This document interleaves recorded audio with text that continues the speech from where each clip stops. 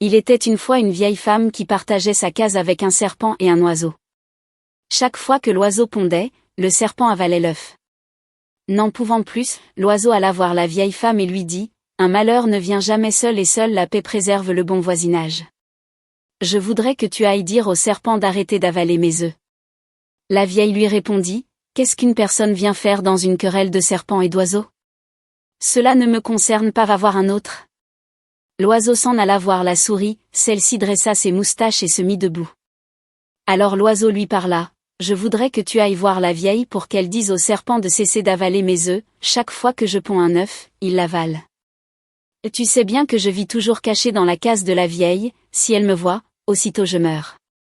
Comment donc irais-je voir la vieille pour qu'elle parle au serpent? Va voir un autre, cela ne me concerne pas, ah.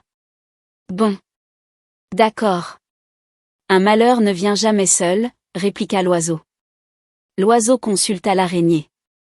S'il te plaît, va dire à la vieille d'avertir le serpent pour qu'il épargne mes œufs, chaque fois que je ponds un œuf, il l'avale. Moi, toute toile que je fabrique la nuit dans la case, la vieille la défait quand elle se réveille. Je ne peux donc pas lui dire de ta part quoi que ce soit. Va voir un autre. L'oiseau alla voir le chien et lui dit, « Chien, nous sommes tous dans la case. Je voudrais que tu dises à la vieille d'avertir le serpent pour qu'il cesse d'avaler mes œufs, car un malheur ne vient jamais seul.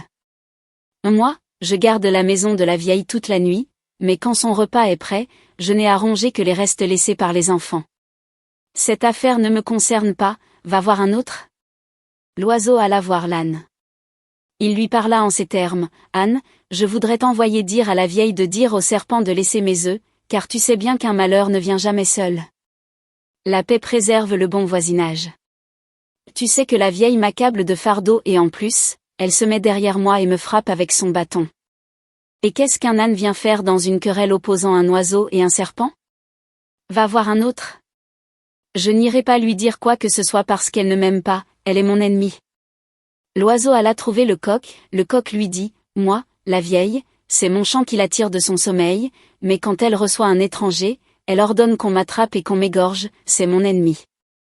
Je ne peux aller la voir pour qu'elle arrange une histoire entre le serpent et l'oiseau.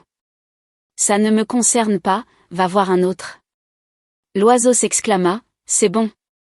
Un malheur ne vient jamais seul et seule la paix préserve le bon voisinage. Je vous ai tous dit d'interdire au serpent d'avaler mes œufs et vous dites que cela ne vous concerne pas.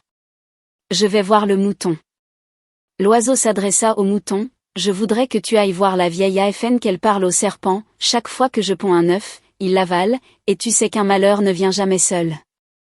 La vieille m'entretient jusqu'à ce que je sois gras, m'élève dans sa cour jusqu'à ce que je devienne grand, et pourtant quand la tabaski arrive, elle ordonne qu'on m'attrape et qu'on m'égorge. Une querelle entre une personne, un oiseau et un serpent ne me concerne pas, va voir un autre. » L'oiseau partit chercher une allumette. Quand il revint, il dit, « Maintenant, j'ai parlé, je suis fatigué. Chaque fois que j'envoie quelqu'un, il refuse. Je vais faire ce qui me convient. » Il prit l'allumette et mit le feu à la case. La vieille, l'âne, l'araignée, la souris, tous périrent dans l'incendie. L'âne qui était allé appeler au secours mourut au retour, brûlé par le feu. Quant au mouton, il servit de repas à ceux qui étaient venus éteindre le feu et refaire la case.